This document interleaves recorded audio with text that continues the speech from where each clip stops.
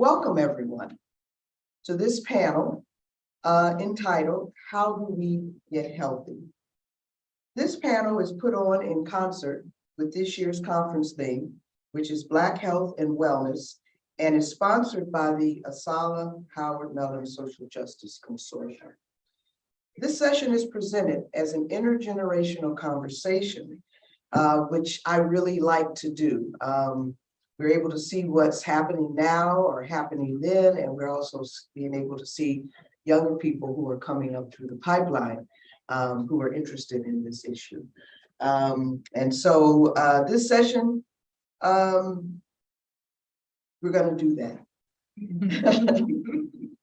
My name is Lisa Brock, and I have the distinct pleasure of being the moderator of this panel with these two wonderful people. We actually have three parts to this discussion today. First, we're going to have a conversation, the three of us, the two of them. And second, we want you to share your stories about how you have interacted, or those of your loved ones or your family has interacted with the healthcare system, if you want to call it that. That door. And because we're live streaming and this is a hybrid, we're going to ask you to, if you're in the chat, to write down those experiences while we're talking. If you're in the audience live, for you to think about those things and maybe write them down. And then we'll take them all during the final session where you can share your experiences or ask a question at the end of our conversation. I hope that makes sense to everybody. That makes sense to you? Okay. Okay, so let me introduce our discussant. First, we have Dr. Michelle Morse, who's sitting to my left. She is, and get ready for this, it's a tongue twister. She is the inaugural Chief Medical Officer and Deputy Commissioner of the Center for Health Equity and Community Wellness at the New York Department of Health and Mental Hygiene, where she leads the agency's work in bridging public health and healthcare to reduce inequities. She's building the center's place-based and cross-cutting health equity programs and serving as a key liaison to clinicians and clinical leaders across New York City. She continues to hold status and privileges at Brigham's and Women's Hospital in Boston. So I told you that's a mouthful. That's because she's bad. I'm going to be asking Dr. Morse about some of her other important work in the United States and in the Black diaspora where she's worked. She's worked in Haiti, she's worked in Botswana, and so we're going to talk to her about that as well. Our second panelist is Tyneta Muhammad, who goes by she, they. Tyneta is Black, Aquarius, non-binary, Southern Belle, interested in food sovereignty, transformative justice, and public health organizing. She is currently enrolled in the Master's in Public Health program at the University of Illinois, Chicago, and is the chapter field organizer of the Black Youth Project 100 in Chicago. In case people don't know, many people nationally, when they hear Black Lives Matter, they think it was this all-encompassing, discrete organization. Really, Black Lives Matter was an umbrella of organizing that happened all over the country. And BYP 100 was one of the central organizing forces on the ground. Actually, from the murder of Mike Brown in Ferguson in 2014, the murder of Sandra Bland in 2015, through the murder of George Floyd in 2020. So BYP 100 has been there for all of those things. Tynetta teaches Stop the Bleed, and she works with the street medics that we heard from yesterday, where she does some street medic training, but she also volunteers at the University of Chicago Emergency Room. So, which seems very interesting that one would do that. And I see it as her, I mean, I've been to emergency rooms. It's not most pleasant place to be. And so I imagine she's doing that so that she can gain the skills that she needs to do her job in public health and to work with people, because there's a disproportionate number of Black people that go to emergency rooms for their primary care because they don't have doctors. So with that, what I'm going to do is ask our panelists a bit about themselves first and how they got involved in fighting for a better healthcare system and outcomes for the Black community. I'm going to start with Dr. Morse. And the reason I do this at the beginning of most of the panels that I moderate is because often young people ask, how did you get where you are? How do you navigate this world to do what you do? And so this is a way to model for young people and for all of us who might want a career in this area or to work in this area, how we can actually possibly do that. So, Dr. Morse, you're an East Coast person who grew up in Philadelphia and then ended up going to the prestigious West Philly, I would say, and then ended up going to the prestigious Ivy League University of Pennsylvania. I can't remember whether that was undergrad or for medical school. So can you share what that was like for you, coming up in West Philly, and then why you decided to become an MD for our audience? Absolutely. Yeah. Good morning again, everybody in the room and online.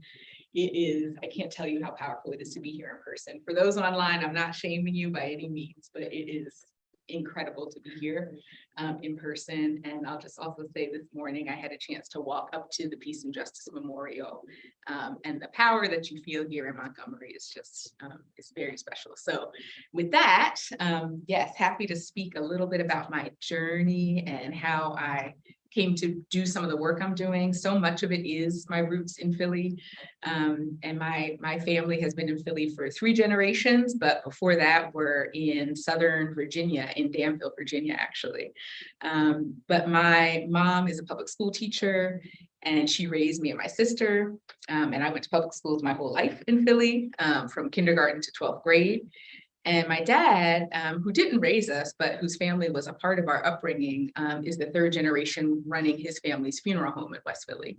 So I had this kind of interesting kind of education, and lots of aunts who were educators in public schools. So this kind of education thread in my family. And then also, of course, the pain and challenge of seeing Black people die young and often in West Philly through my dad's funeral home for, again, 3 generations. So that was a big part of what helped me to start to engage in health and healthcare. And for me, it was, middle school and high school being, frankly, a super nerd in math and chemistry, and also loving people. And that being a big part of my mom's side of the family and my dad's side of the family, really being in community work, engaging with people, doing the work of public service in many ways. And so I got more and more interested in the nerdy, sciencey parts. And then when I went to undergrad at UVA, actually, in Charlottesville. That was a time when the AIDS movement was really coming to life. The student engagement in the AIDS movement was really happening. And so I started to get a little involved in that and got even more passionate about the connection between social justice and health and healthcare, and realized that you can do both at the same time. And also I was a French major, actually. I don't talk about this that often, but I majored in French as an undergrad because I loved my French teacher in high school. And then I got really interested in Francophone West African culture and history and the anti-colonial and liberation movements in Francophone West Africa as well.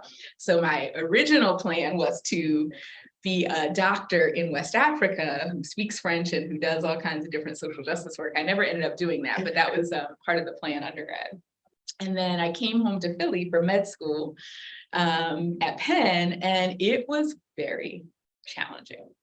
It was extremely challenging. Penn has a history of, disinvestment, displacement, and gentrification in West Philly that goes back to the 1940s. There also is a long history of Penn displacing a thriving Black community in the Black Bottom. Some of you might be watching what's happening in Philly right now in West Philly with the UC houses kind of action to try to preserve housing units that Penn essentially is trying to take. So there's this long history of tension, opposition, disinvestment, and gentrification between Penn and West Philly. So as a person who was from West Philly and went to Penn for med school, I was the only person out of 600 med students who was from West Philly. Almost all the Penn med students that were from Philly were from the suburbs, the wealthy suburbs.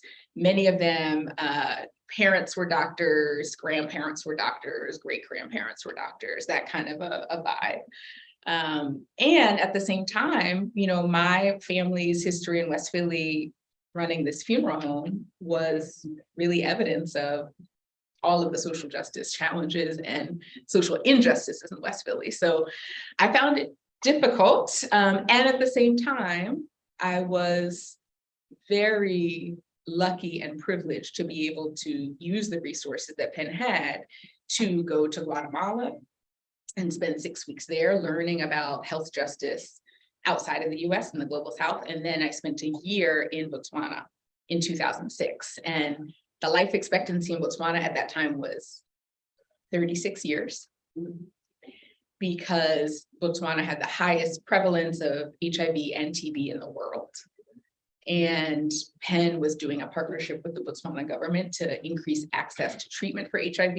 And Botswana actually is the first country on the continent to have a free HIV TB treatment program, completely free for the public. It transformed the country. And that was because they also were never colonized. They were a protectorate, but never colonized. And so the Botswana government to this day owns the diamond mines that are the main resource that funds all of these public services. And so that completely transformed the country over the following 2 decades, essentially. And so those were just experiences that shaped me. And so as challenging as it was to be a very lonely West Philadelphian at Penn Medical School and hearing all the nasty, discriminatory, stigmatizing comments of the nurses, the doctors, the students, the faculty about West Philadelphians while I was a student at Penn, and seeing again this like very clear, deliberate march of Penn pushing its western border out and gentrifying and displacing. I also did benefit from the privilege of some of the resources to learn what it means to engage as a Black American descendant of slaves on the continent and in Haiti eventually as well. That was a transformative part of my experience. Well, thank you very much. Wow.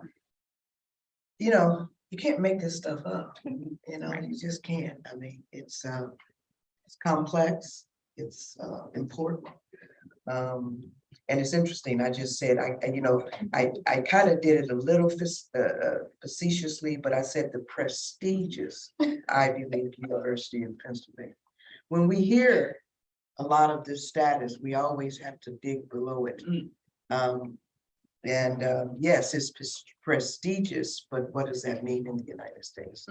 What does that really mean? Tynetta, thank you, Michelle. Tynetta, what has been your path to this work? Why do you want to deepen your work in the health field? And also, why do you call yourself a Southern Belle? I'm very struck by that. I've never heard a Black person call himself a Southern Belle. So all that in a few minutes. I know, right?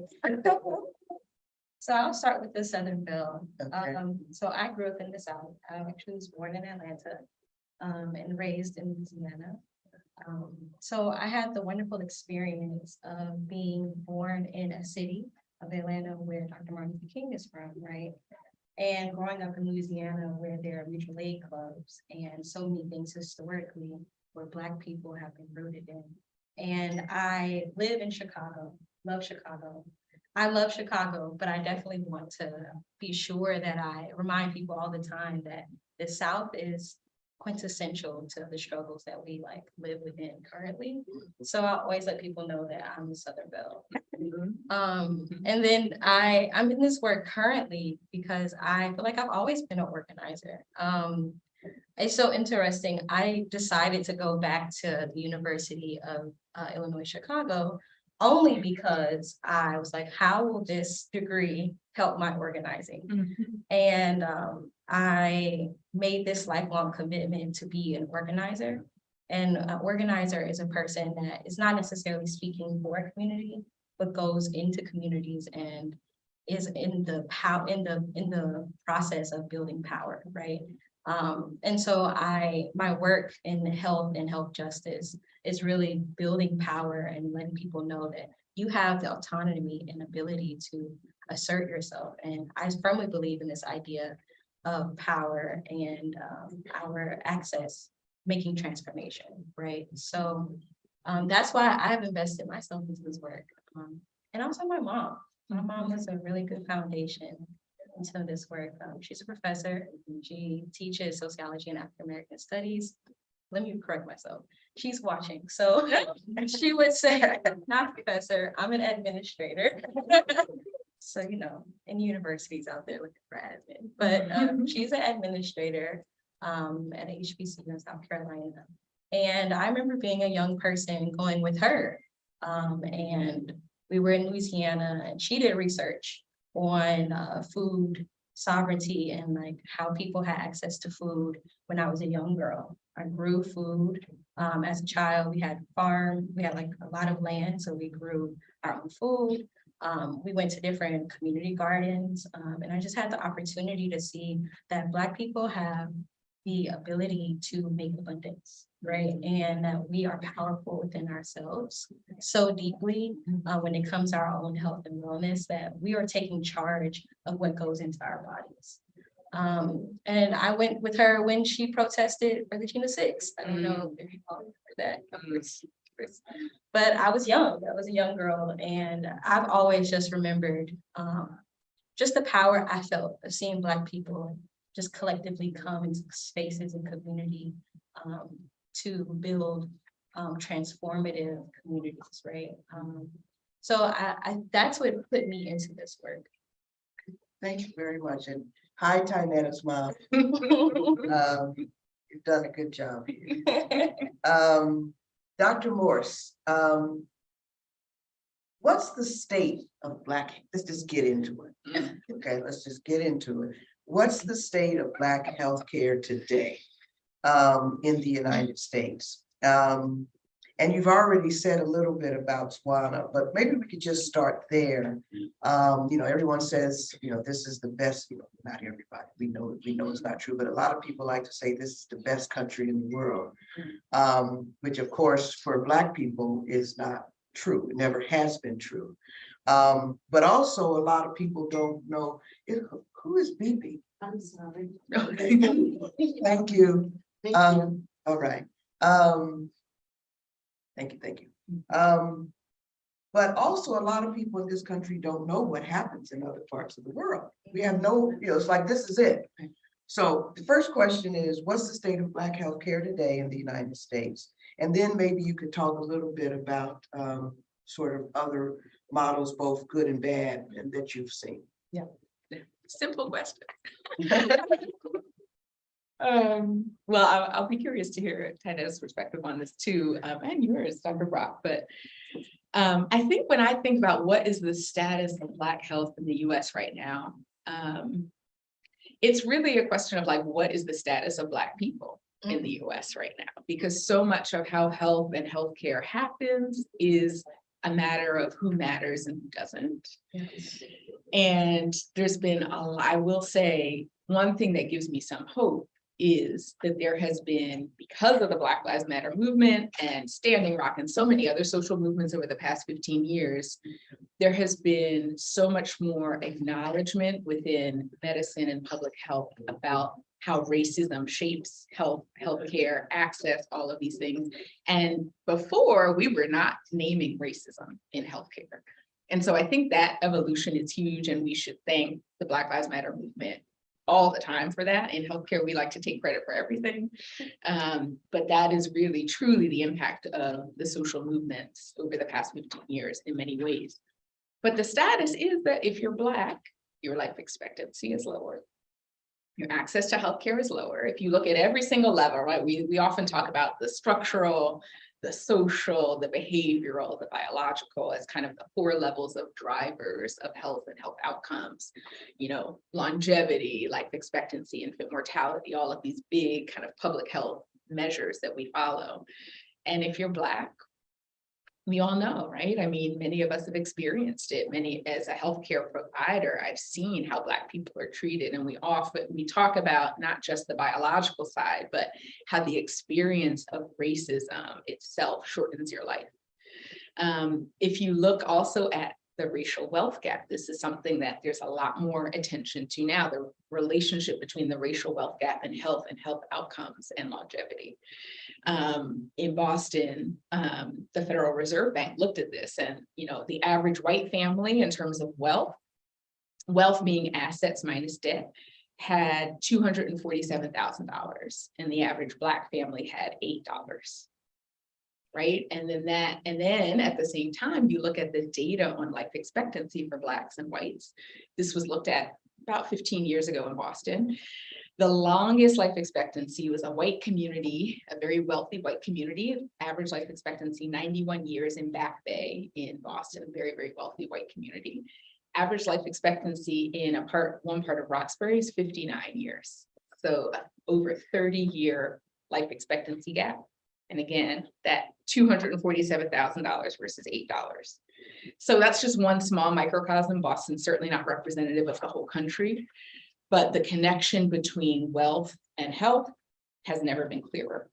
And we can talk about reparations soon, I'm sure. But and then I think you also have to think about not just that social. We talk a lot about social determinants of health now, right? And everyone's talking about how education and income and wealth and you know, transportation, all of these other things that set you up for wellness and the conditions to be healthy, how those things influence your health outcomes. But then we also have to look at healthcare. And I spent a lot of time on this, and this is, I think, some of the hardest work I've had to do recently.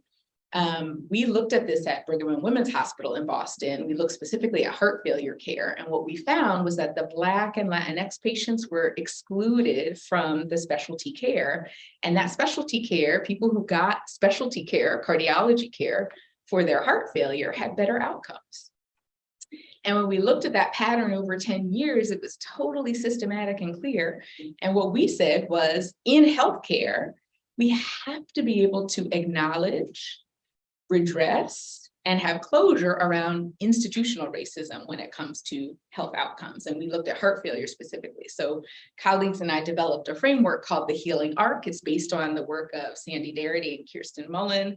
They've talked quite a bit and have studied and published about reparations and acknowledgement, redress, and closure as a part of that.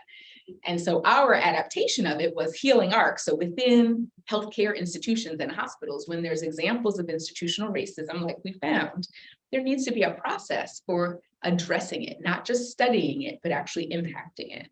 And what we proposed actually was that when a Black or Latinx patient comes into the emergency room with heart failure, that patient should preferentially get sent to the cardiology service because of this decades-long history of exclusion. And we put it in our electronic medical record system. There's an alert now that says, remember, this patient is from a group that has been historically excluded. And not long after all of that was published and we got, you know, attention around this work, there were neo-Nazis marching on the lawn of Brigham and Women's Hospital because they had a problem with, sorry, am I going on too long? No. I'm just talking now. We can move on. No, keep going. Pull up that slide.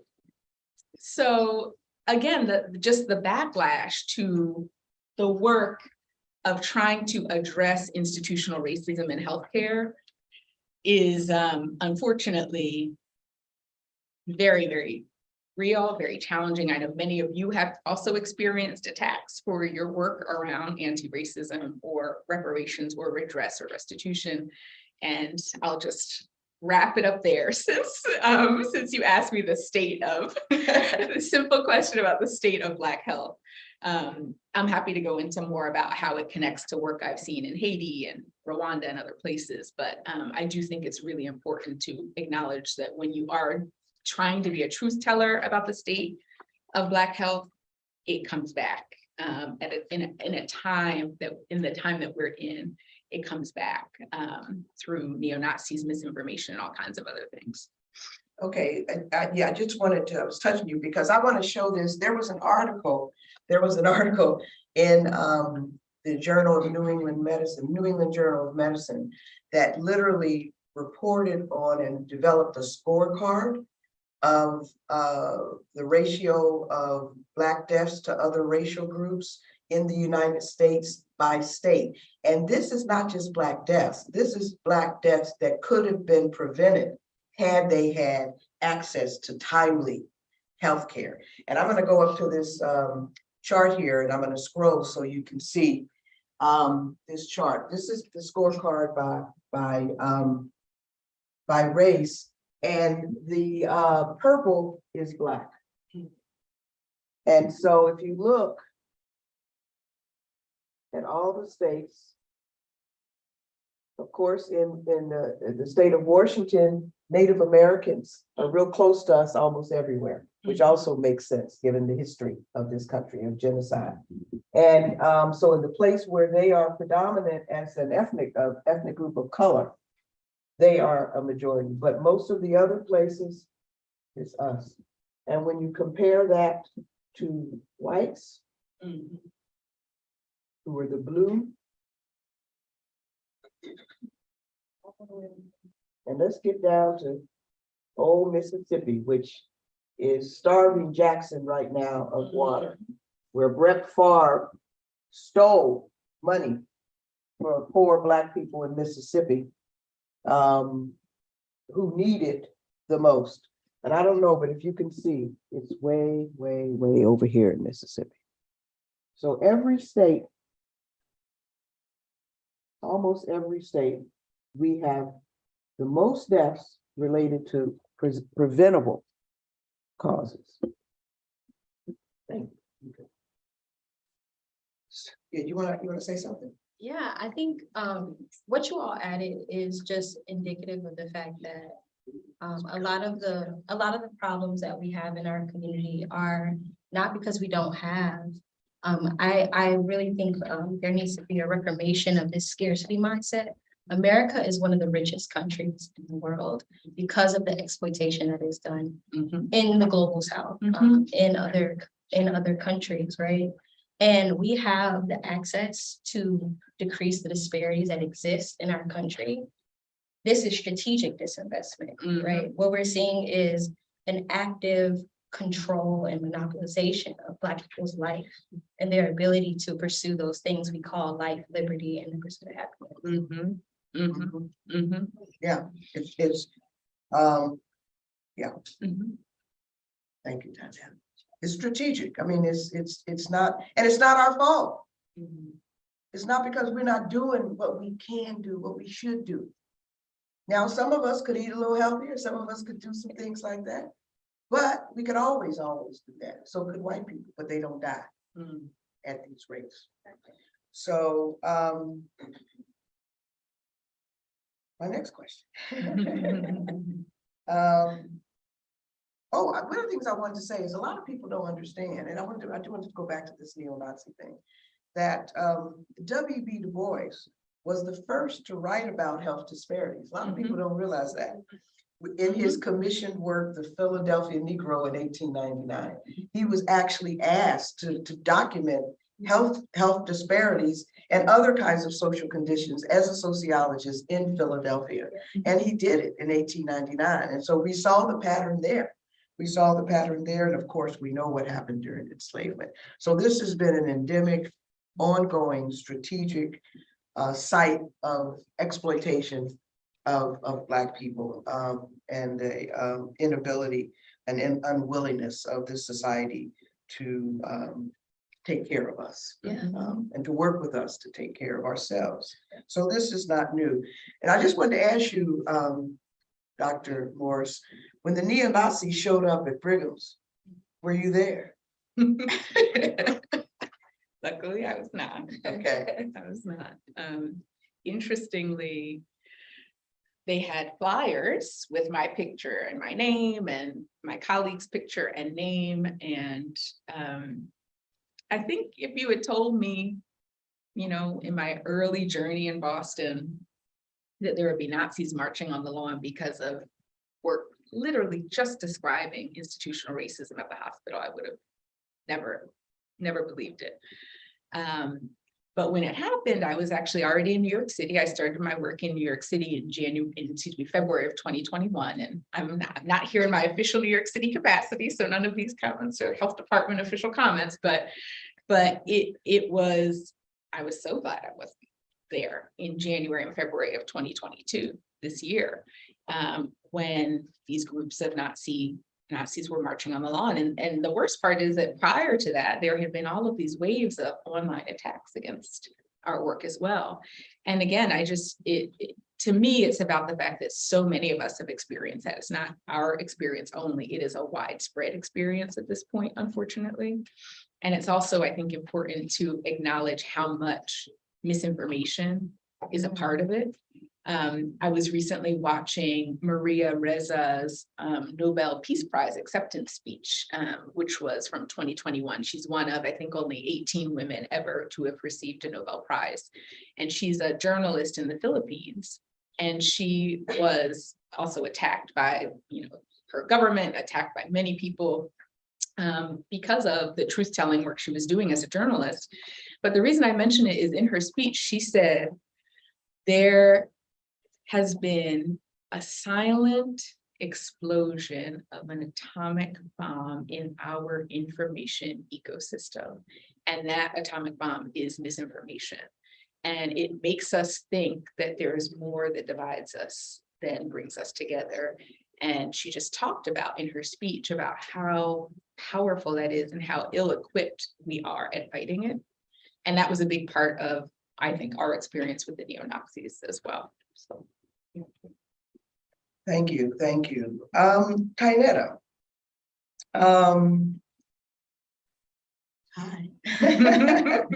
What have you uncovered as you begin this journey in healthcare? You know, you just started your program in Masters of Public Health, and you've worked in an emergency room. You work in an emergency room. So how are those two things coming together for you? Yes, for me, it's the power of practice. We had the privilege yesterday of seeing an organization, Medics, and they are the ultimate people in practice and being community, right? And so my opportunity to what do you mean by power and practice? Power and practice. Let's get into it because I'm an organizer. So in organizing, we talk about power as three different things, right? It's power to, power with, and power over. Can you repeat that? Power to, power with, and power over, right? And so as people, we often think of power over, right? And so power over is what people or powers or systems have over our ability to do the things that we need to do. As organizers, we push people to understand that through consistent and intentional practice, right?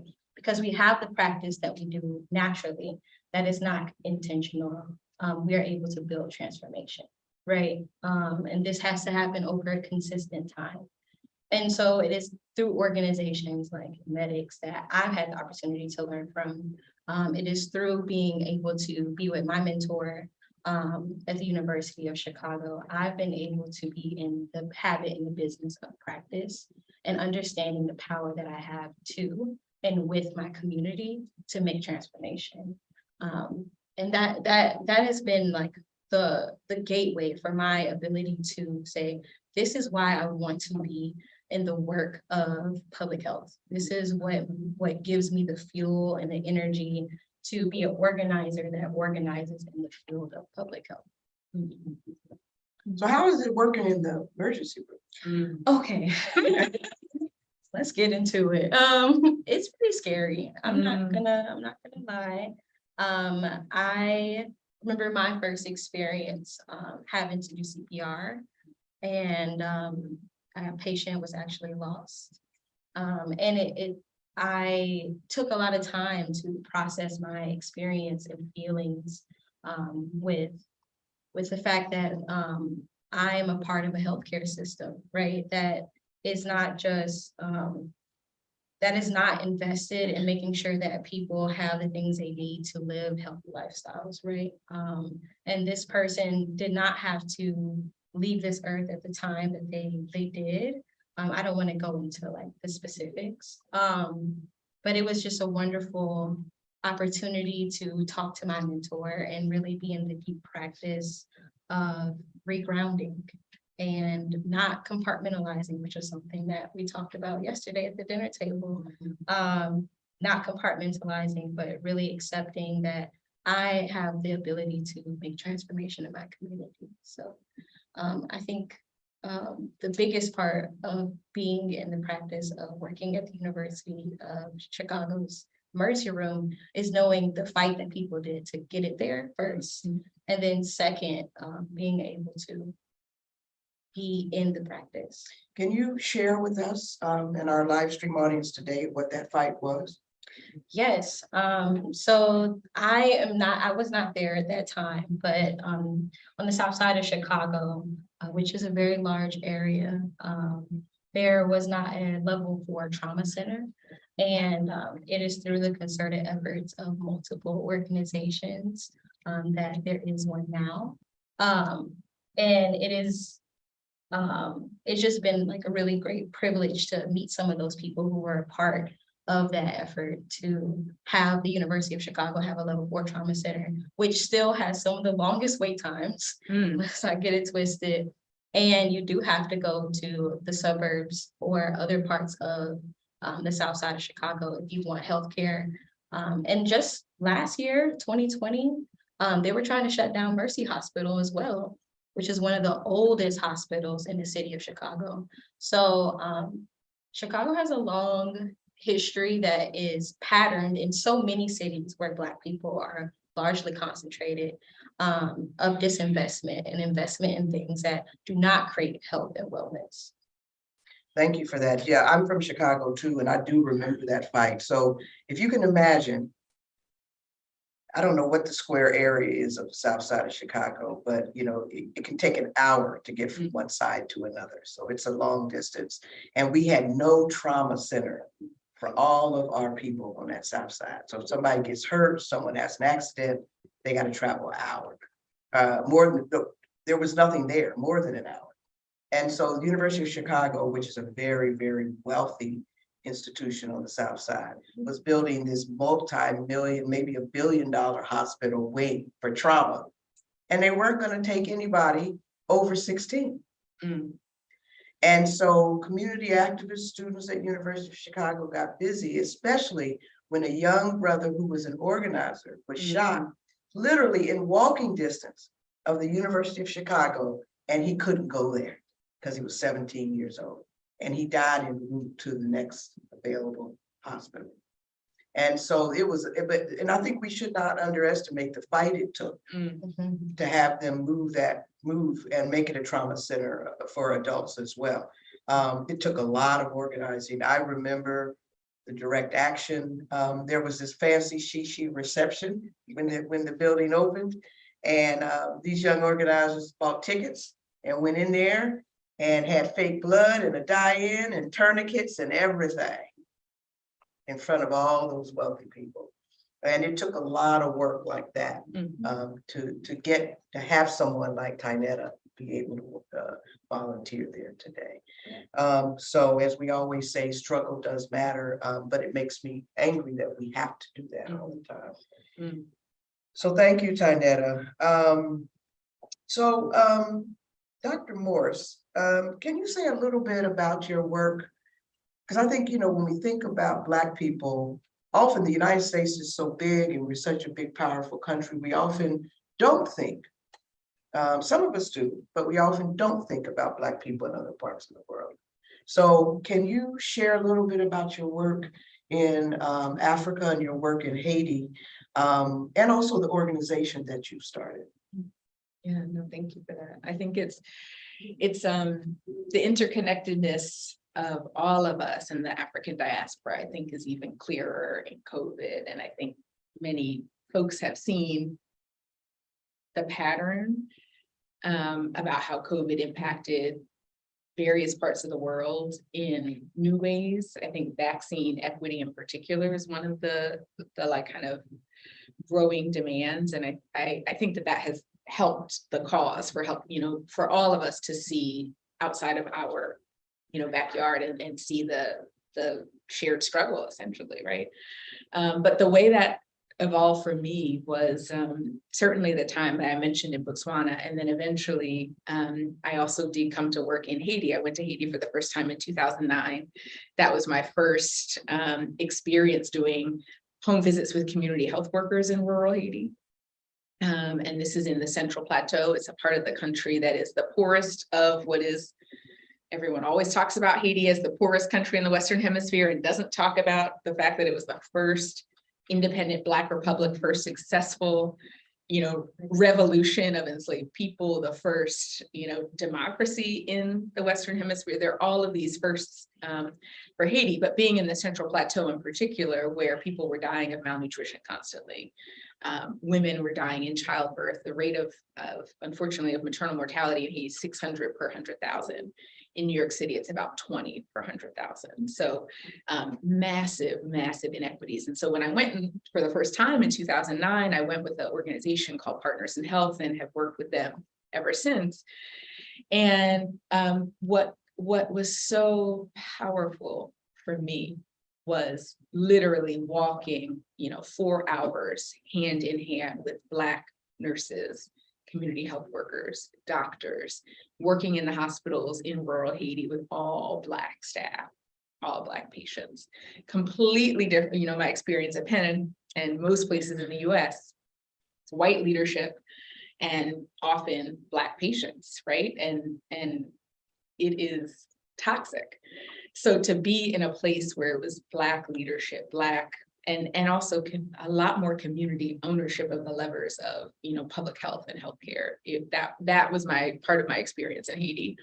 And over the past 12, 13 years that I've worked in Haiti, I would say that my practice of health in community engagement and health justice work has completely changed because of the work that I learned about and engaged in rural Haiti.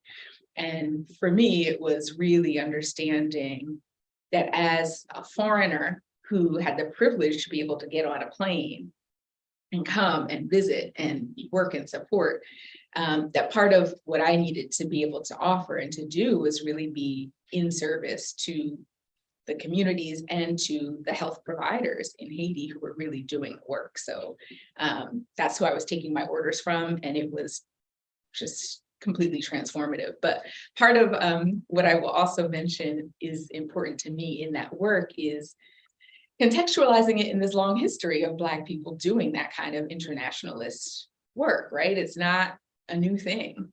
There's been that kind of dialogue and engagement and collaboration for a very, very long time, right? When Fidel Castro came to Harlem, I mean, the Che Guevara in Angola, like there are endless examples, I think, of those kinds of international collaborations and internationalist work.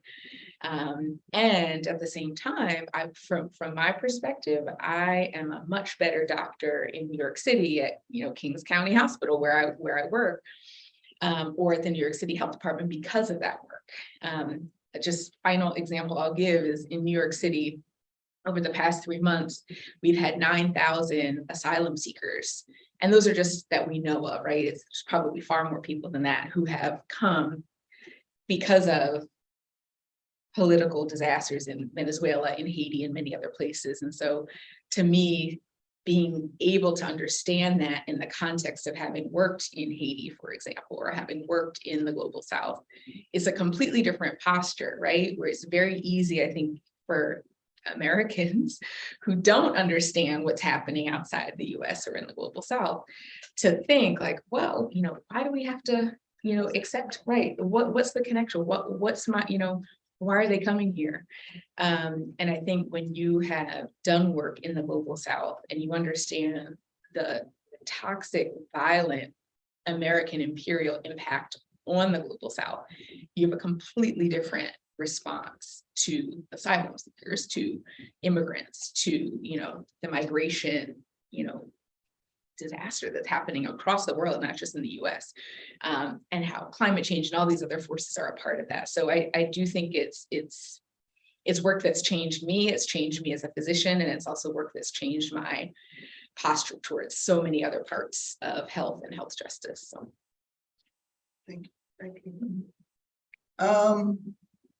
Tynetta, if you had to ask Dr. Morse questions about, because you have also said that you're thinking about becoming a doctor yourself, what would be some of the questions that you can ask her? What would be some of the questions and that you would ask her as you begin your journey towards this? In BYP 100, one of the most important questions that we ask people is, who are your people? And what are you committed to?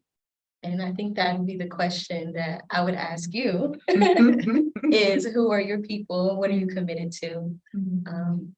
Yeah. Or how do you find your people also to give you sustenance in this very difficult work that you do? Beautiful question. I think it evolves, but I'll say, like, the place that has really been my political home and my organizing home for the past 12 or 13 years, I didn't get to this point, was an organization that I co-founded called Equal Health. And it is, those are definitely my people. And so much of the work we do in the organization is around social medicine. It's also around getting nursing students, medical students in the US and in the global South, in Haiti, in Uganda, and in multiple other places, to look at class privilege, as well as the history of colonialism, the history of capitalism, racial capitalism, and understanding those dynamics and where they can sit or not sit, understanding those dynamics, because it's so easy when you become a nurse or a physician or wherever you are to detach, compartmentalize, and really be very godlike, right? There's a massive history of kind of this, saviorism in these professions. And so anyways, the reason I say those are my people, we recently also launched a global campaign against racism. And around 4 or 5 years ago, when we started that campaign, it was Mexico, Haiti, Zimbabwe, Rwanda, and then multiple places across the US as well, all struggling together to understand, well, how do systems of racism and racist thinking impact what we're seeing in our communities? And what's our responsibility as health workers to respond? And what's our responsibility to serve, right? And how do we work together to build that analysis? And so it's been this powerful evolution, very organic, very deep. And I think we've all taught each other so much over time. It's not just health people in the campaign, it's also a lot of organizers. It's also a lot of folks from various realms struggling together to figure out how we can do better, essentially. So the campaign is a huge part of my community, but then I also will close by saying my family is so central to how I approach all of this work, particularly my 93-year-old grandma, who has seen it all, and in my mind should have been a surgeon, but grew up in segregated Virginia, and didn't go to college. So my family is so much a part of that as well. Okay. Yeah. Yes, that is amazing. Thank you so much. Thank you for asking. Yes, of course. So we're gonna Tynetta, I'm gonna ask you one more question, and then we're gonna open up for Q&A and in the chat. take some things from the chat, we can take things from the audience. But I want to ask you one question, because I think this is very important to sort of end on. And I'd love, maybe we'll get a question, you can say a little bit more about your healing arc and how that actually works, that system you put in place to monitor whether or not people are taking race or not into account in the hospital. And has it traveled? So I'd be interested to hear about that too. So maybe I'll take two more questions. You said to me once that you wanted to start a hospital. Yes. And you know, in Chicago, we have Provident Hospital, which was started by Black people for Black people. Years and years ago. But you talked about what you wanted. So this is a visionary. I want to end on a kind of visionary thinking. And I should preface this by saying I talked to my husband last night, who has been struggling with prostate cancer. And he called me, and we've been battling. We're retired, so we've been battling with the insurance people. I mean, the new Medicare. I mean, it's like, you know, it's like a daily battle. Luckily, we're organizers too, you know, because my husband had all the documents lined up, and he was on that phone. He was going at it, you know. But he last night he called me and told me, guess what kind of bill I got for my treatment so far? And I said, what? He said it was $450,000. He actually got a bill. We got a bill for $450,000. So we just laughed because, you know, we believe in free healthcare. Come on. And when I say free, I think that's an important word because nothing is free. We need our taxes. I'm going to just share a couple of my own stories since we have a little time. We pay taxes, but our taxes don't go to things necessarily that actually serve us. So when we say free, it's not free. I want our tax dollars to go to support public services and services like healthcare, death care, education, all of those things that serve humanity. They should not be in the market place. Things that serve humanity should not be in the marketplace. I'll share another personal story. My brother he moved to Sweden many years ago. He married a Swedish woman. They moved there with their kids. He recently passed away from pancreatic cancer. And when he went to the hospital, he had seizures. They didn't really know what it was. He had no diagnosis. And he was in an induced coma for about 15 days. And then they brought him out for the next few days. In total, he was in the hospital for that beginning part of the last year of his life for 24 days. In Sweden, he paid out of pocket $10 a day for those 24 days. Wow. So $240. And the maximum out of pocket pay in Sweden is $500. Wow. So when he got out and they gave him 3 months, but because he was there and he fought and he had chemo, which they sent him home with. They put it in a little portal and a little bag, little backpack, and he was able to do the chemo at home and then go and get it refilled. So he was able to treat at home. And the total he paid for that entire year was $500. Wow. Then when he passed, I asked my niece and nephew and his partner, do you need any help with money? You know, because funerals here cost money. And they were like, what do we need money for? They didn't, you know, it was like something was lost, you know. And I said to bury him, you know, even though he was going to be cremated, they were going to put him somewhere. And they said that's covered too. That's covered too. So there are models out there. Yes. There are models out there. We're the richest country in the world, and we cannot seem to. It's because of the strategy and strategic nature of our oppression. But I just raise that because, especially for the live stream, a lot of people are like, well, what can we do? You know, this is the best thing we can do. No, it's not. And there are models out there. In Cuba, an underdeveloped country, struggling, has a better health outcomes, life chances, birth rates than Black people in the United States. So social medicine works to save lives. So that's my spiel for. That's right.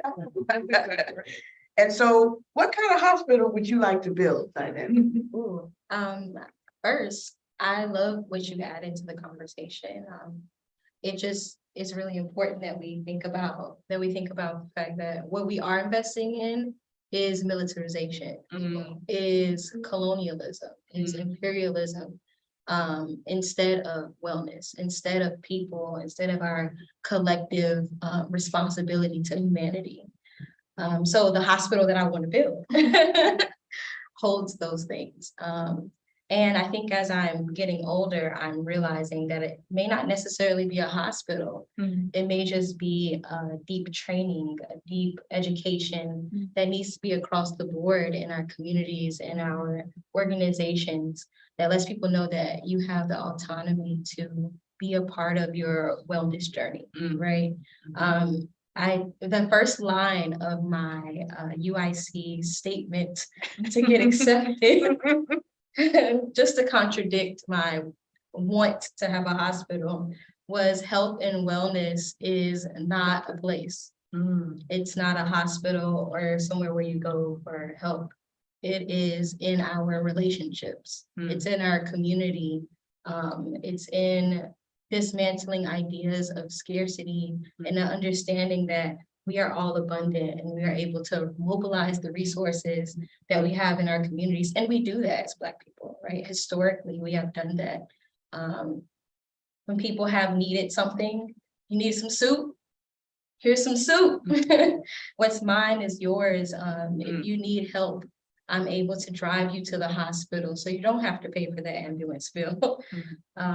So I'm envisioning this healthcare system instead of just a hospital, right? That gives people access to transportation, that recognizes people's social determinants of health, that makes sure that there are no gaps in joy. We talk about the joy gap that exists with Black people and white folks. We're super joyful. We're actually probably the most joyful. What else we got? Yeah, exactly. Probably the most joyful. If we don't dance and sing, I mean, come on. Right. Come on. And they want to exploit that too. They got But we an AR. don't do it They anyway. got an AR person waiting for us right now. I heard about it. I heard in the Dominican Republic, as soon as their dances becomes popular off the island, they begin a new one. Oh, I love that. Because they don't, it's like So they you gotta. can't get our steps. That's right. Period. We love that. But that's where I'm at. I'm at this point where I'm looking at systemic inequalities, systemic changes. And that's why I'm so appreciative of the work that you do, Dr. Morse, because you are in this opportunity to like really be in New York and push in one of the biggest cities in America. Like, this is what we could be looking for. This is an opportunity for us to change in these ways. So I'm really excited to envision that system instead of just a hospital. Yes. Right, thank you. And then to just end, before we go to Q&A and the chat comments, has ARC traveled yet? Or you have a vision for it traveling? You have Equal Partners of Health, you have ARC. So are those things moving in concert at all yet? Such a great question. And again, just such an honor to be up here. I'm learning so much just from the dialogue, and yeah, we have so much building to do. Yes, we have so much building to do. And that's part of what the hope is for Healing ARC, is that it is a path for building forward, right? And part of the way that we've hoped that Healing ARC would be taken up is in parallel and in partnership with the work, the organizing around reparations, because part of the goal here is, well, even if Black people had reparations today in the United States, there would still be institutional racism in hospitals, right? And so how can we have both and, right? Both reparations and a path for institutional racism to be addressed, acknowledged, redressed, and then, the communities that have been harmed by it deciding when closure has been achieved. And so has it traveled? Interestingly, so of course that work is happening in Boston. We're also using the healing arc framework in New York City. And so a lot of work that we're doing at the health department right now is around racism in clinical algorithms. And so for those of you who are familiar with like how kidney function is calculated, for example, if you're Black, it's calculated different than if you're anyone else. And it's calculated in a way that systematically disadvantages Black people and delays Black people's care. And what's so challenging about that is that happens in the context of us, we've known for decades that Black people's outcomes with chronic kidney disease and end-stage renal disease on dialysis are worse than everyone else's. And yet, white supremacy in medicine, nobody wants to change the way we calculate kidney function, even though it delays care for Black people. So anyway, all these things are happening. And in the health department, what we're saying is, working with hospitals across the whole city to say, let's stop this practice immediately. Let's acknowledge that it was bad and was based on racist biological definitions of race. And after we've acknowledged it, how can we identify the Black patients whose care has been delayed?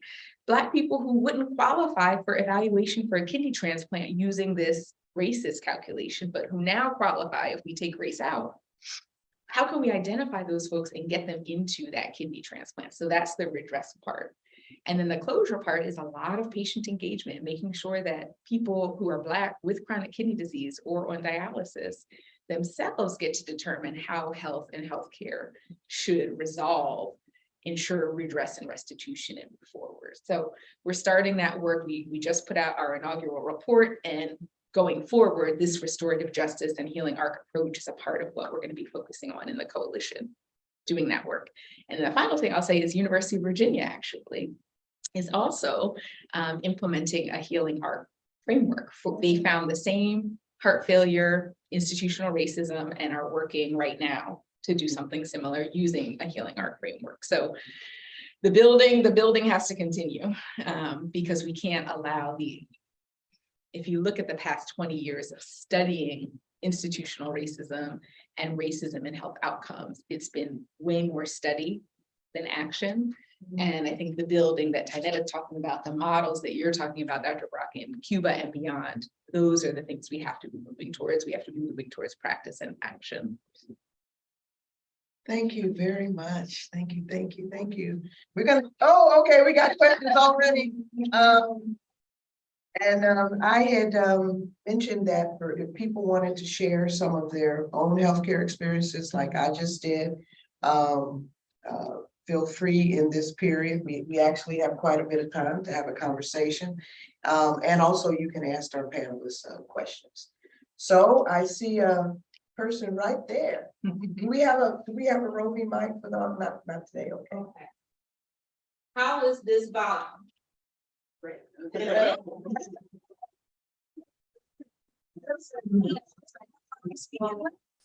of all, I'm really happy to be here. Thank you for the shout out about our panel yesterday. I'm going to ask a question, but first I'm going to say, Tynetta, I still want you to build a hospital. Okay, now that we did, I have this. I have a lot of questions, but to get to the one I want to ask right now. So I'm a registered nurse, and one thing I identified a lot with what you talked about, Dr. Michelle, as it concerned your experience in medical school, your experience as a physician, Tynetta, your experiences at the ER. And so we saw that chart that looked at health disparities by state, broken down by race. And one thing I think about sometimes is I'm sure someone has studied this. I haven't looked it up, maybe you have.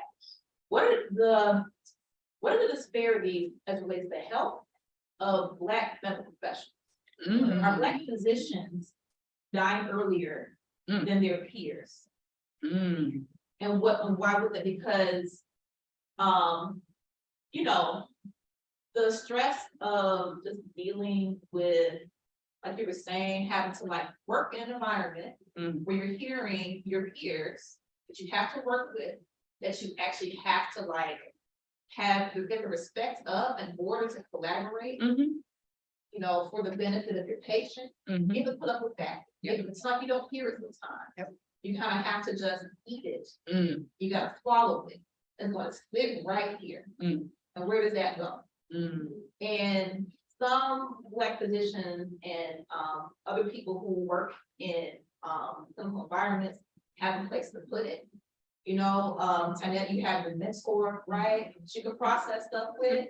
Michelle, you're surrounded, you know, by a lot of people, but not everybody has their outlet. And even with those outlets, it's still been spit in here. So in addition to the general Black public, what is the effect of racism on the practitioners? I'm wondering if you all know about that. That is such a great question. And I suspect someone has studied it. I don't know the answer in terms of health outcomes, but I do know there have been some really powerful recent coverage of Black women in particular who've been, you know, Black women physicians. I'm thinking of Kaiser, the new Kaiser Medical School, and I'm thinking of in Louisiana, there's a school in New Orleans. I'm trying to think of the name of the school, but where Black women physicians essentially were attacked by the administration, the leadership. Thank you, Tulane, thank you. And you Attacked why? well, for teaching about racism, for trying to improve diversity, equity, and inclusion. Both of these Black women physicians are no longer at those institutions, were forced out or decided to leave because of how toxic it was. And they've both talked online about the impact on their health. And then I'm thinking of also two dear friends of mine who are Black women physicians. I won't say names or anything, but both were doing deep organizing at their institutions in two different cities. And both actually over the period of about 2 years developed inflammatory bowel syndrome and had to go on treatment for it. And, it directly related to the organizing they were doing, the harmful experiences that they were experiencing, and many other things. So the impact on our health is real. And I think it's a phenomenal question to try to answer if it hasn't been answered, because it's real. It's very real. Yeah. Yes, Hi, thank you, Michelle. and thank you. I am Dr. Carlos Surley King, and I am from originally from the Southeast Bronx. I grew up in Melrose Projects. I worked at the old Lincoln when the Hispanic population took over the hospital. Yeah. Because they had mice in the incubators. Right. Okay. Right. I did my dissertation work on this topic in 1980. Mm, It's been a long, mm, painful, frustrating march forward. mm, I'm still at it. I'm still at it. So I have two questions. I also went to Southern University, opened the nursing health and opened the nursing school, and I ran the minority health program for the American Nurses Association. So I've been to Botswana. I've been to South Africa. And it's so glad to see it still happening and being done. That all that footwork and all that yelling and screaming we did created opportunities for continued growth. So this is very exciting to me. I have two questions. One, I want to hear more about your campaign against racism, because in my work, what we see is legislation and marches and those kinds of things. They're all important. It's all needed. But if we don't begin to address the racism, we're not going anywhere. For me, health, I'm a sociologist, health outcomes, education, housing, all of our disparities are underlined by racism. We don't address the racism, we address the outcomes of racism. That's my observation. So I'd like to know what it is that you're doing about that. And then I'd also like any of the three of you or all three of you to answer the question, how do we get help? That is the question. How do we get help?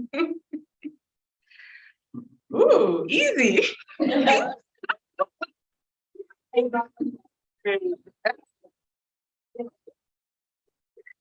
Oh my goodness, thank you for your work. Yes. I've been learning more and more about Lincoln and Lincoln's acupuncture work and the Young Lord's work in that realm, Lincoln Detox Center. Thank you for your work. I'll just answer the first part. I'll let them take the second part about how we get healthy, but just for our global campaign against racism, I'll just tell you, it has been such a journey. And when we launched the campaign in Red Rock, New Mexico, on Navajo Nation, in partnership with colleagues there, and the approach really was, how can we make this not about just the American flavor of racism, right? But what does racism look like in Haiti? How does it play out in Uganda? How does it play out in Palestine? We have 20 chapters now across 10 different countries. And that conversation about how it plays out differently in each context became a source of power instead of a source of shame or marginalization. It became, this is actually how our struggles are linked, right? And not separate. And I'll just say that, part of what we were trying to do is say, like, we're not imposing a definition of racism either, right? And so, for example, in the Haiti chapter, the conversation was, well, we know there's 10 light-skinned families that control all the resources in this country, and it's been like that for 200 years. And so that's one of the ways racism plays out in Haiti. Another is skin bleaching. They did a campaign around skin bleaching. And fascinating, deep conversations about, well, what does the interest in skin bleaching represent? What does that mean? Not only are there like very scary health impacts of skin bleaching, but also what does that mean? How does internalized racism play out in Haiti? And how do we interrupt that cycle? So I would say, certainly we have gotten into those deep conversations about racism being a root cause, and then also complicating the way it plays out in different spaces, right? And in different contexts around the world. I would say, solutions coming slowly but surely.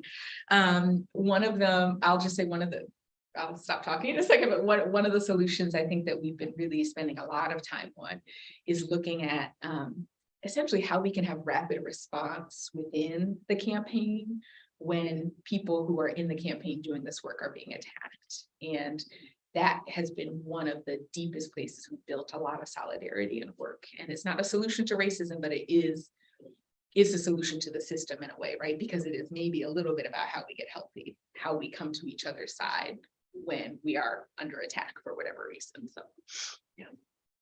But I'll let them take the question about how we get healthy. Not necessarily doing a campaign against the racism, but in the city of Chicago, I work with the Defund CPD campaign, and we're doing a campaign to Define what CPD is. Chicago Police Department. My apologies. I'm used to people. I'll be ready. One of our campaigns is treatment, not trauma. And we're looking to reopen closed mental health clinics on the south and west side of Chicago that were shut down by Rahm Emanuel. We're also looking to create a response. Who was Rahm Emanuel? Yeah. No, who was Rahm Emanuel? For Rahm Emanuel was a mayor, former mayor. our national audience. Yes, it was the former mayor of Chicago. The current mayor is Lori Lightfoot. I call her Lori Lightfoot sometimes when I'm doing stuff. She says she's gonna do things and it doesn't. But someone laughed. But we are trying to also create a response line that sends people who are trained in mental health and response instead of police officers. So when I think of transformation, we have to look at a narrative transformation first. So our campaigns against racism, our campaigns against treatment, not trauma, first has to reform the idea that Black people are not interested in changing their material conditions. And we're getting beyond the idea of material wins being the only thing that we need in order to get power. Because as we see now with Roe v. Wade, as we see now with voting rights, it's very easy to strip away the things that we get access to through voting, right, through voting powers, right? Our work now is in reforming our narratives and reforming how people think that they can get the things that they need and collectively hold the people who say they're going to give them things in responsibility, right? In their responsibility of the work that they say they're going to do. And that leads me into how we get healthy, right?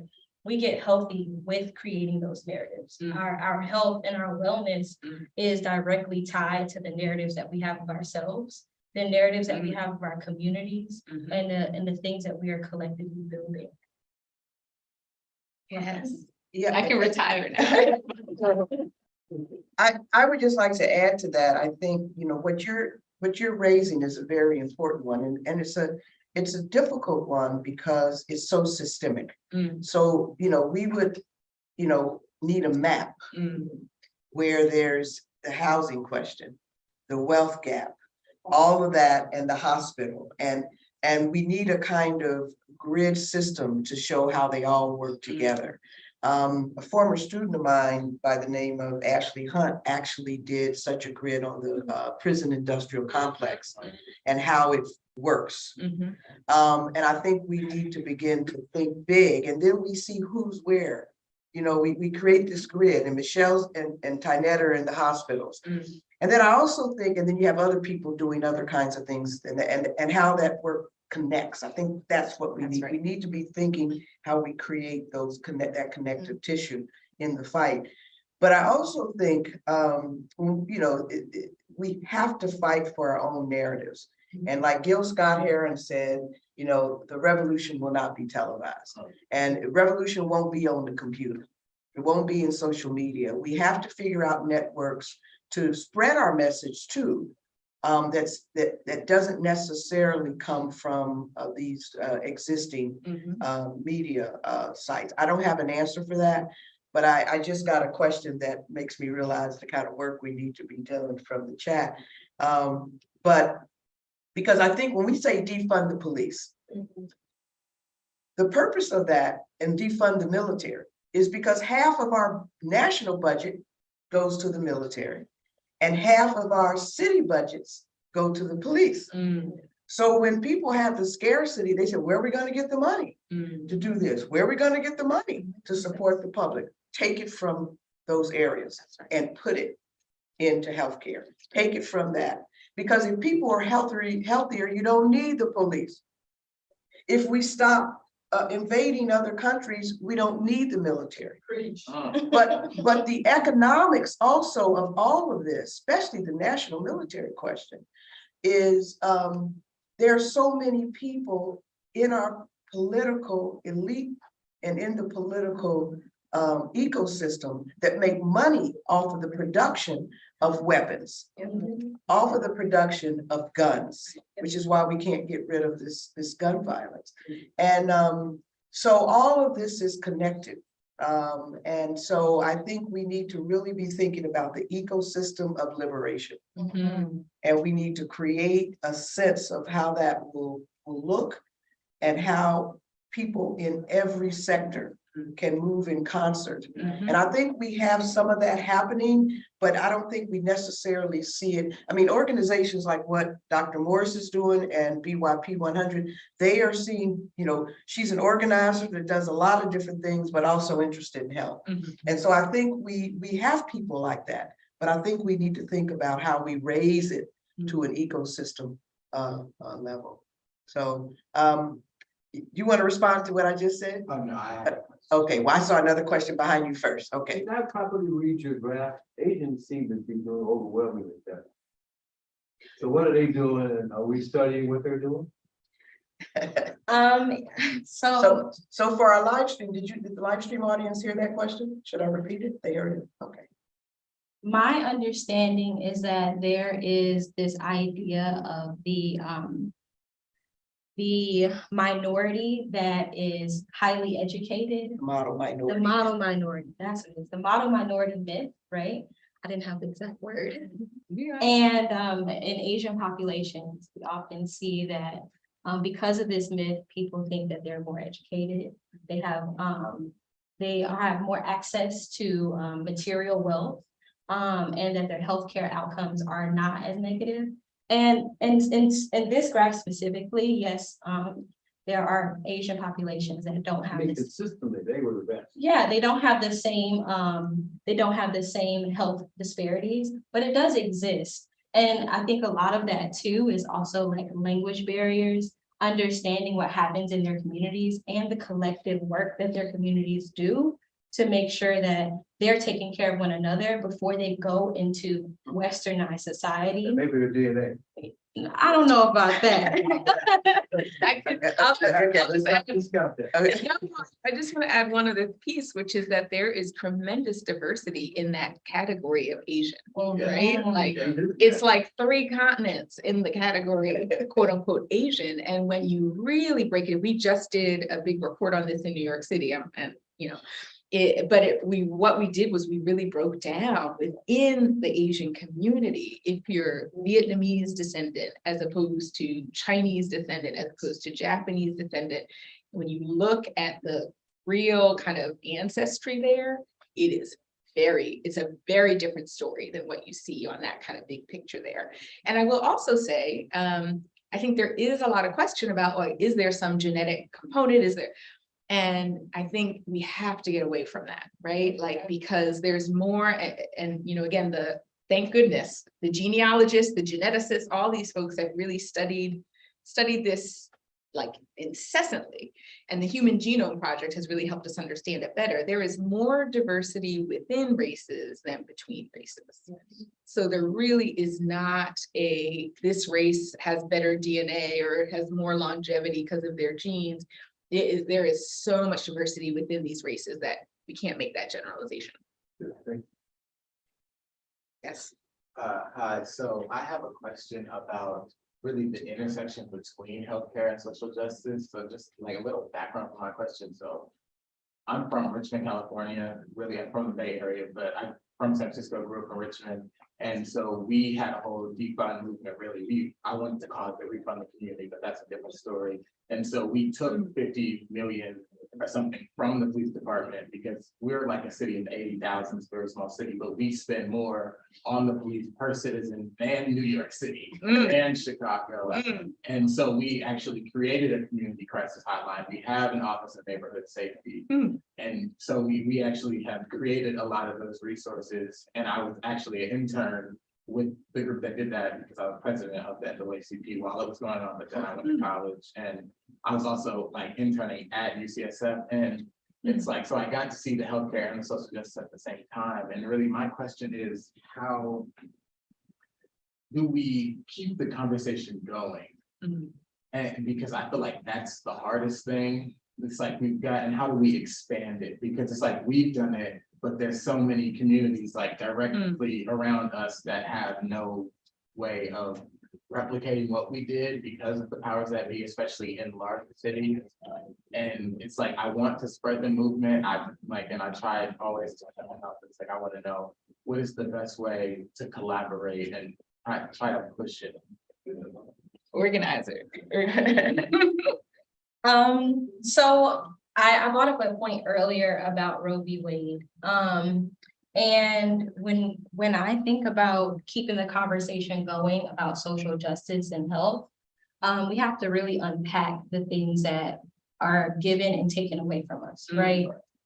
So our understanding of abolition, our understanding of defunding the police, of defunding military so that we're investing in actual people that live in our societies and not in the control and power over other communities, is also assessing the things that we have, right?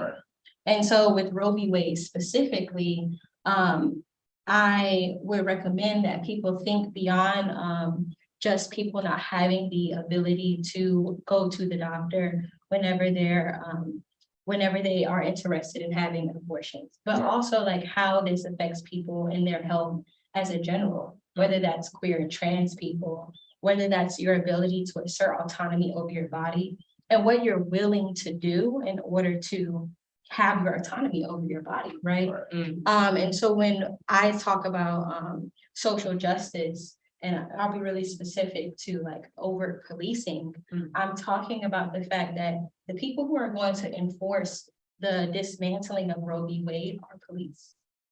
The people who are going to tell you, that you can't take care of your body are going to be potentially doctors, right? Because all of our systems are carceral. All of our systems exist in ways that want to control our autonomy and our ability to exist in our full self, right? So this conversation continues when we do full assessments of the things that we do not have, right? And the things that are stripped through laws and policies and narratives that say that Black people are these ways, they exist in these ways, right? We're not saying defund the police just because we want to say defund the police. I do personally, Correct. but It's because we don't like them. We're not doing it just because we don't like them. not just because it's fun. We're saying it because in the city of Chicago, there's a $1.8 billion investment in policing, right? That's a huge part of Chicago's budget. And in the city of Chicago, $1.8 million goes to public health. Right. 1.8 million versus 1.8 billion is a large gap. It is an astronomical gap, right? That means that there are more people who are able to come into my space, into my home, and enforce codes that I may not have been a part if I'm someone who is undocumented, if I'm someone who is not able to vote like a child, right? Or if I'm someone who is a felon, who is most marginalized, or Black people who are unable to get a day off to go vote, right?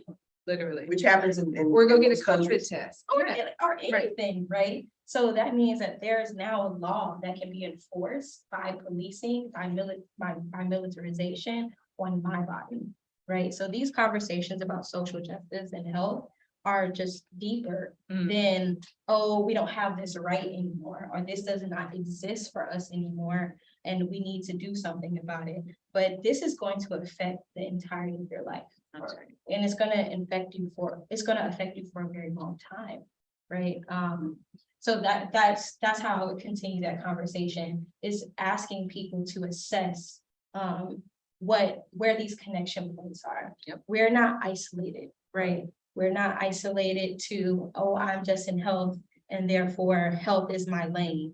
And this is all that I do. I said earlier that I didn't go back to school because I wanted to just go back to school and get in bed, which I am. I went back to school a lot of it.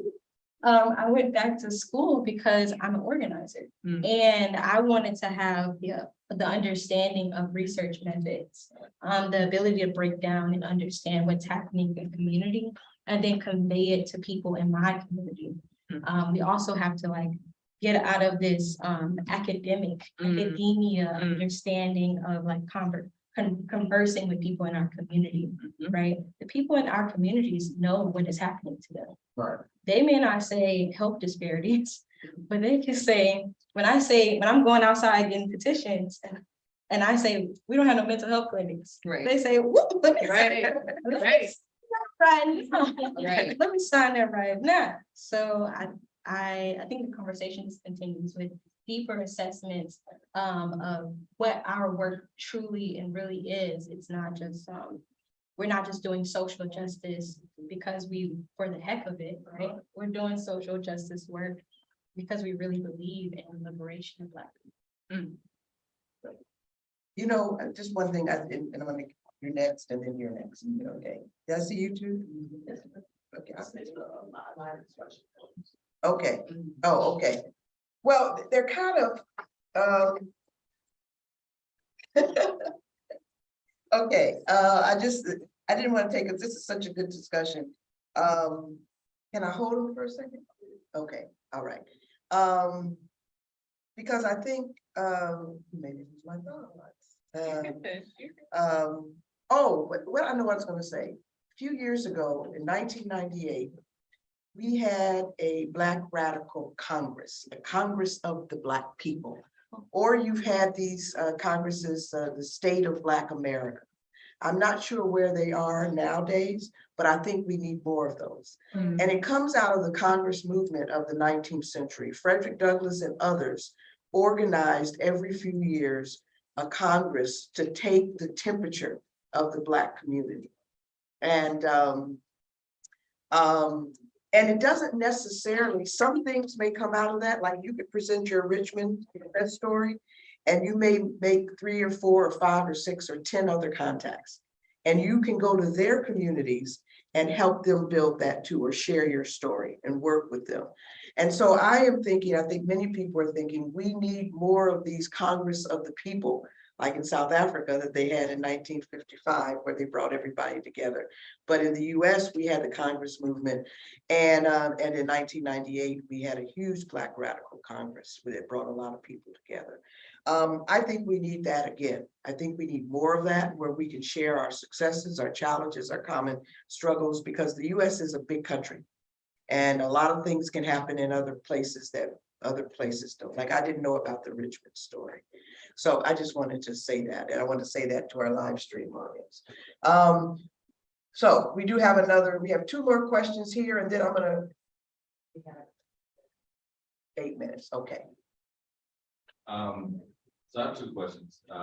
First question is, define healthy. What's the second question? Well, I guess the second question depends on your answer to that question, because it may be a different question. Well, this does, I'll add in, because this does address one of the questions from the chat. And it is, how can professionals move, and I'm sorry, Dr. Morse had to step out for a second, but how can professionals collaborate to address tools for institutional racism, such as BMI, which is what Body Mass Index, which is an attack on people who live in larger bodies and have a different body composition. I got that. Okay, so maybe those 2, like, what is healthy? So for me, healthy is a state of mind and a state of community. I think with this question specifically, there's a lot of fat phobia that exists in our communities. And there needs to be understanding that some people exist in different bodies that are not like the way we imagine westernized and white bodies to look. And then so healthy looks like our communities, our assessments of ourselves, our ability to look into ourselves and deeply investigate the things that we need, right? Health is not necessarily that you don't need help. Healthy is an understanding that I know what I need and I'm able to get the things that I need. And so getting healthy does not look like specifically saying, oh, I don't have anything wrong with me, I'm not sick. But being healthy means that I am able to get the things and resources that I need in order to live in the fullness of my body and the fullness of my access to resources, right? And so when the question is asked, how do we get healthy, right? For me, the mindset is, how do we get the things that we need? How do we get the resources that we need in order to live a life that has been said to be promised to all people in America, right? Or said to be available to people across our diasporas, right? Well, I have a pretty simple answer on a personal level. When we talk about how do we get healthy, that question was posed as a systematic question, as a people, not as an individual. Because often as individuals, we're told some things. So if I had to go to the individual, I would say just 3 things for most people. Some exercise, eating good, healthy foods, and strong community support, because that's the mental health piece. To me, those 3 things can help an individual be healthy. Now, they may be bigger, they may be smaller, they may choose to be bigger, they may choose to be smaller, but some exercise, eating healthy foods, which is also something we don't have in our communities very often, and strong community support to support us our mental health. So those are the three things I think. And so my second question, or should I wait? Can you wait a second? Yeah. Okay, Nick. My question, I'm glad that Dr. Moore came back, was, what role does I didn't hear anything about it specifically, but what role does the pharmaceutical industry play in some of this racial disparity and how, the idea of, keeping people safe for capital gain and things of that nature, how does that affect, and how do you reconcile that as a position within the system that obviously has to navigate those issues? Ooh, I am glad I am back in time for that question, because this is one of the things that got me into organizing and health justice work as a student in the AIDS movement.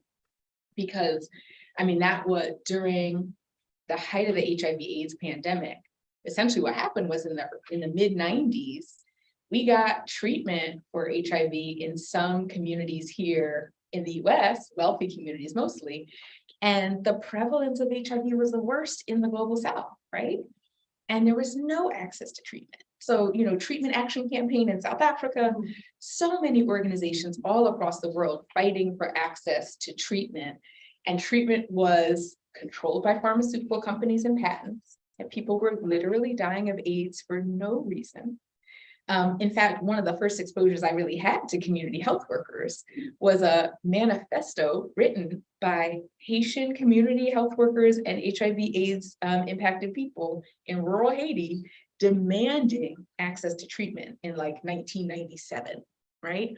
When folks in the US were starting to get access and nobody else had it. So the pharmaceutical industry has not been a force for good for the most part when it comes to social justice and issues of access. The most recent manifestation of that, of course, is the COVID vaccines, right? Yes. And the fight over the past 2 years or so since the COVID vaccines were made available, still we don't have access to those patents, right? There has not been the fight that South Africa, Brazil, multiple countries have been pushing from the beginning of the COVID vaccines becoming available for essentially like opening up the patents so that other companies could make those vaccines. It still has not happened, and people literally, of course, are dying all across the world because of it.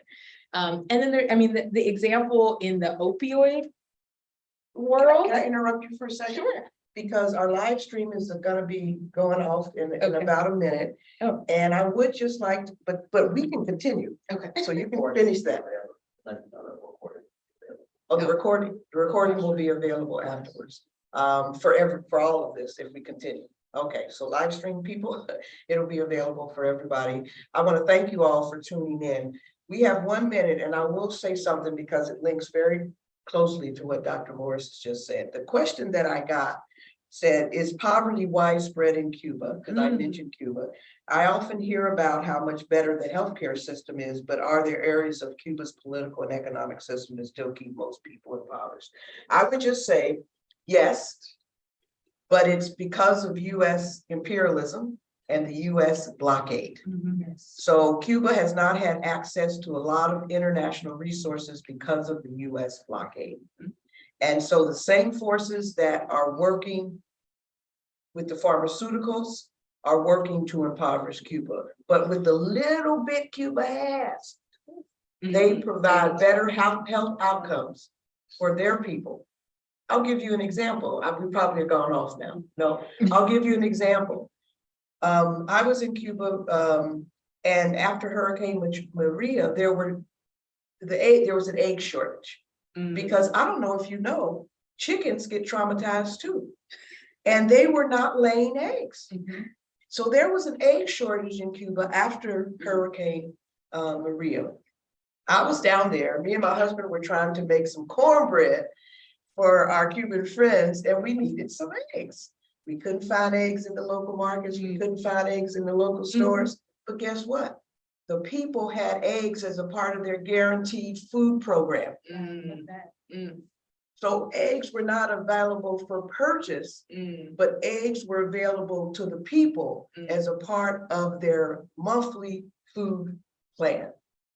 So we ended up getting eggs from friends. to make our Jiffy cornbread. Mm. So rather than putting eggs in the market where people would make money off of the rare, because we often hear where it costs more money because there's a scarcity, like gas in the US now. So it's a scarcity, so you charge capitalists charge more money. In Cuba, it's the opposite. If there's a scarcity that people need, it goes to the people and not in the market. Mm. So I just wanted to answer that question about Cuba. Cuba does have economic challenges, but it is a direct result of the US, the 60-year-old US blockade against Cuba, which actually punishes other countries for trading with Cuba. Right. Okay. And- So And just to extend that, because this is really important and connects to the pharmaceutical thing. we're gonna go back to opioids. Oh, that's good. Cuba created its own vaccines despite being in a blockade. I had the privilege of going there earlier this year and speaking with people who were in Cuba. And they created their own vaccines and gave these vaccines to people all over the world, right? And shared the patents. And shared the patents. That's Wow, right. look at that. That's And Cuba has a history of offering to the United States their doctors, Right. their doctors and their resources. I said I grew up in Louisiana. I was there when Hurricane Katrina and Hurricane Rita hit. And Cuba actually offered to the United States to send doctors after Hurricane Katrina. So like, And the again, US refused. they refused it. And so this is like consistent. This is not pharmaceutical industries. When it comes to access to healthcare, this is not something that happens as in isolation, right? People are choosing with the resources that we have to not give them to the people who need the most help. And I will say too, that there has been kind of quiet work, because who knows better about hurricanes than the scientists in the Caribbean? Right. And so there's been quiet work with people in the US who study hurricanes and the Cubans, but it's not at a national level like it should be. So, because scientists very often is like, we need answers to these problems, so we're gonna work with whoever we can work with. So there's been quiet work with Cuban geologists and meteorologists around hurricanes. So back to opioids and the pharmaceutical industry. Yeah, well, I mean, I think it's just the worst example of pharmaceutical industry profit over people. Last year, 2021 was the highest number of deaths from opioid related overdoses in the history of the country.